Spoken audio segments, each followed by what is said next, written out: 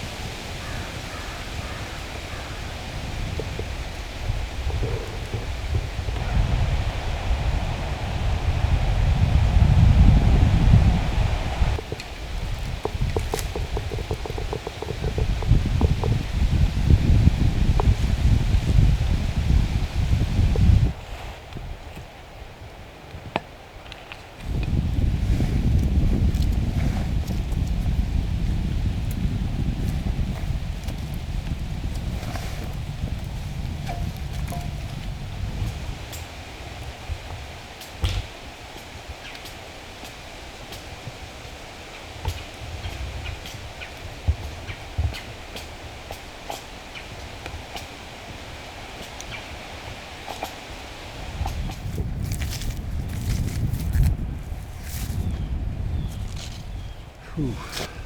Boy.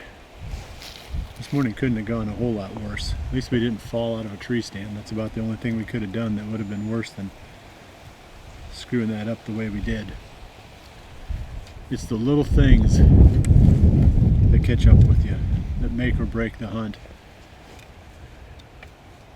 If the weather forecast, the wind forecast had been correct, we would have gone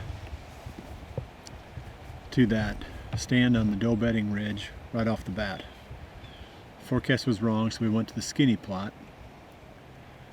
And then when we realized that the wind was coming out of the north instead of the west, which is perfectly wrong for the skinny plot.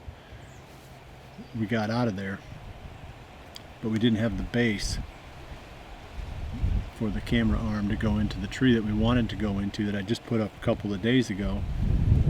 Had I remembered to put the base up when I put the stand up, we would have gone straight from the skinny plot to the stand on the doe bedding ridge. But instead we had to go back to the truck, drive around, take the base, go in, hang the base. Well, in the process of doing that, I'm up in the tree hanging the base for the camera arm, and Drake is on the ground waiting, and here comes the lone oak buck. And he got within 25 yards of Drake before he saw him, and then ran out and stopped, and then he was able to film the deer for a while. But then when he left, he blew probably 8 to 10 times as he was walking away. So he was spooked. He wasn't just like put off his pattern a little bit and trying to figure out what happened. He didn't feel good about it at all. So I'm not saying that we've put this deer into any kind of nocturnal pattern or anything like that. You know, it was good to see him at 8:15 or 8:20 or whatever it was, moving around in broad daylight. But it's gonna be tough to kill him at that stand for a while. So we got to come up with a different plan. And I'm gonna head back to the office and study the maps and look at the wind forecast for what it's worth, and try to figure out a plan for this afternoon. The tendency now is to be too aggressive, you know, to go too deep or to be too reckless. So I got to be careful that I don't do that, because there's still a lot of rut left, and we don't need to spook this deer twice in one day. I just need to be smart about this and figure out a spot that we can hunt effectively without educating any deer. And then if there isn't one, then we'll just have to go look for a different buck or something tonight, or come up with a different plan. But that's where we sit. You know, very disappointing. You know, it's the little things. Like I said, I've had seasons where the little things fell my way and I got really lucky and killed some deer that I probably shouldn't have. That's a lot more fun than when the little things fall the wrong way, like they did for us this morning, and the buck that you're after gets away. It's been about 3 hours since I left the woods in disappointment this morning. Had some stuff I had to do in the office. I would have liked to have been back out again. We've seen some deer on the move, just on the roads, and you know, even right around my home office there. We saw a pretty decent buck when we pulled in. So they're definitely moving at midday today. It's about 1 o'clock now, a little after 1. And the way I left it this morning, I wanted to try to keep hunting this buck, but I didn't want to push in on him too hard. I didn't want to spook him again today. So we're going to what I think is the best option that we have for continuing to hunt that deer today without hopefully bumping him. We're going to be on the south end of what I believe to be this deer's range. We're going down to the spot we call the tube. It's a redneck blind down in a valley over this little narrow crossing on this ditch. It's about a quarter of a mile from where we spooked the lone oak buck this morning. And I went back and looked at that video, and that deer was that Drake filmed, and that deer wasn't spooked that bad. I mean, he definitely knew something wasn't quite right, and he didn't like it, but it's not the most spooked I've ever seen a mature buck. So I don't think he's going to give up on using that ridge. He might be a little bit more careful when he goes past that tree next time, but I don't think he's done using that area. Hopefully, the way our luck has been going, hopefully we don't bump him going down to this spot. So I better get moving. I mean, like I said, the deer are definitely on their feet today from what we've seen. This cold snap and this hard north wind has really got them moving. And the longer I sit here talking, the more likely I am that the buck that I'm hoping for has already walked past that redneck blind. So I'm going to get my release on here, and I'm going to get walking.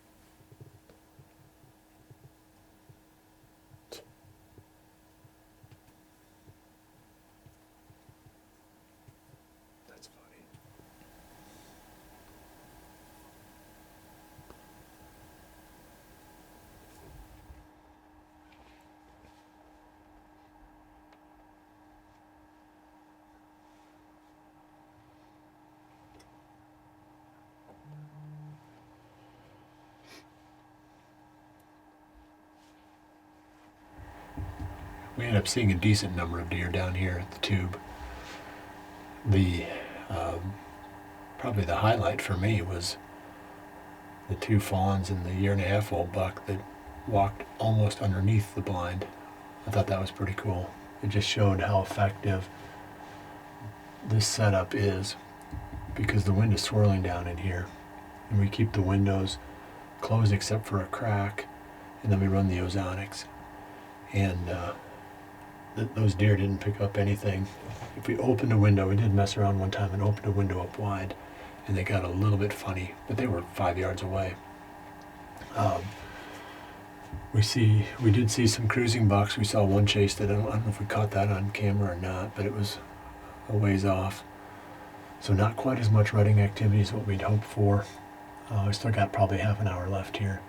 There's a doe and a fawn in the little field right here to my right out in front. Tomorrow we're going to go back after the lone elk buck again. I'm sure you would have imagined that we weren't going to take that defeat lying down. We're going to go back to the same ridge, but we're going to hunt on the other side of the lane. There's a lane that runs right down the top of that ridge. We've got 2 stands in there now. We got one on the north side of the lane and one on the south side.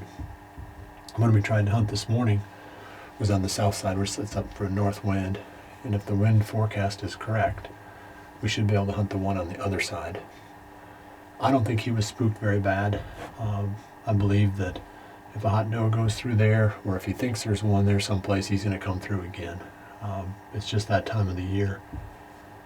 Maybe on an early season or late season pattern, he would have taken that, a lot harder. But I just think that during the rut, we stand a chance at least of that buck coming back through there again. So check back tomorrow, and we'll be back up on that bedding ridge right in the middle of the lone oak buck's range.